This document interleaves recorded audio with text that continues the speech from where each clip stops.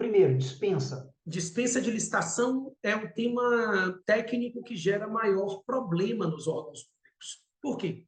A grande questão do órgão público, muitas vezes, é o gestor público e as vontades desse gestor. E a dispensa de licitação nos grandes valores da nova lei é a grande vontade dos gestores. Os gestores estão animados com os valores de dispensa e, obviamente, querem utilizar esses novos valores para contratações de bens, serviços e obras. E aí, nesse momento, fazer dispensa de licitação sem ter a orientação de alguém que é referência vai gerar problemas. Vai gerar problema porque esse sujeito que é a referência vai apresentar para aquela gestão e para aquele órgão público os cuidados que devem ser observados, como, por exemplo, entender que o quantitativo de dispensa não toma por base a unidade orçamentária, e sim a unidade gestora. E alguém me perguntou aqui hoje, mas a unidade gestora é o quê? Tem o ASG própria. O ASG é uma sigla que significa Unidade Autônoma do Sistema de Gestão. Se o sujeito contrata com o ASG própria, ele é uma unidade gestora. E quem é referência vai apresentar esses detalhes e vai garantir segurança para o seu cliente, para aquela pessoa que está te questionando. Então, esse é o ponto. É ser referência porque você passa segurança. Muitas vezes a gente vê o órgão público dizer assim, professor, preciso que você venha aqui fazer a capacitação, porque muitas coisas do que eu digo, as pessoas aqui no órgão não ouvem. Eu quero que ouçam da sua boca. E eu já ouvi isso mais de uma vez. Muitas vezes a ideia é, olha, o gestor já ouviu de mim isso, mas não está adiantando nada. Eu preciso que ouça da sua boca. Né? Então, essa é a lógica de ser a referência. É a pessoa ser ouvida para convencer aqueles que precisam estruturar a nova lei.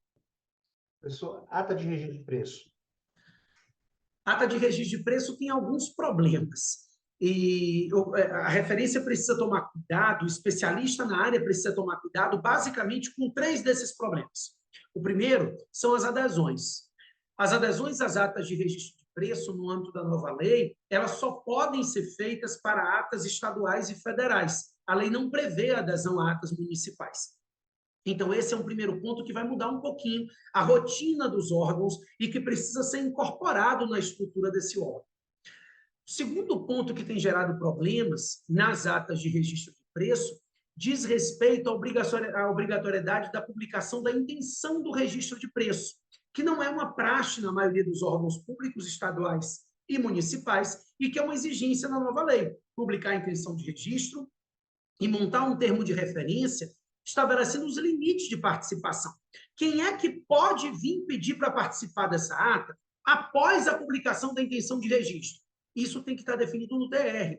Então, se não for feito um bom termo de referência, esse sujeito que é gerenciador dessa ata pode ter um problema de publicar uma intenção de registro e ter uma quantidade muito grande de órgãos pedindo para participar e atrapalhando o andamento da ata de registro de preço desse sujeito. E o terceiro ponto, que, na verdade, não é um problema, é uma grande vantagem e que precisa ser mostrado aos gestores como é interessante partir para a nova lei de licitação, que é a possibilidade de reequilíbrio das atas de registro de preço no âmbito da nova lei. Na lei anterior, a gente tem visto situações muito problemáticas, porque as empresas não conseguem manter a prestação de serviço, a lei não permite o reequilíbrio das atas, e aí a gente vê situações de reequilíbrio sendo feitas com medo, com preocupação, assina um contrato e faz um reequilíbrio retroativo, gerando muitos problemas, ou pelo menos muito medo e perigo para esses gestores. Então, a nova lei prevê, no decreto 11.462, a possibilidade do reequilíbrio, do reajuste das atas, de forma regular.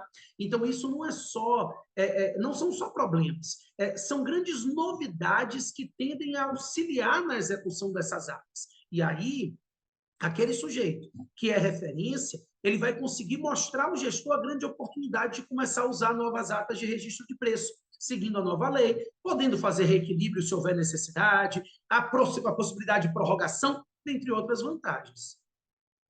Reequilíbrio, então, de contratos. Pois a maioria das empresas tem problema nos pedidos de reequilíbrio. E eu estou hoje fazendo uma capacitação aqui no município de Boa Vista, capital de Roraima. E isso foi uma das coisas que foi trazida, que foi uma capacitação aberta, feita dentro do SESC, e trazidas muito por alguns órgãos que estavam lá em empresas. Muitas vezes, a empresa não sabe fazer um pedido de reequilíbrio da forma devida, instruindo o processo de reequilíbrio da forma correta, com as notas fiscais de entrada, a comprovação da onerosidade excessiva, e às vezes um servidor público que está até de boa vontade, ele não pode conceder o reequilíbrio pelos erros no pedido de reequilíbrio formulado, que gerariam responsabilização desse servidor. Então, hoje, as empresas precisam de profissionais qualificados que apresentem para ela a melhor forma de fazer os pedidos de reequilíbrio. Temos empresas que mantêm seus contratos ativos com prejuízo e poderiam estar lucrando e faturando muito mais com pedidos de reequilíbrio bem formalizados perante os órgãos públicos. Então, esse é um ponto no qual um especialista referência pode fazer uma grande diferença na empresa.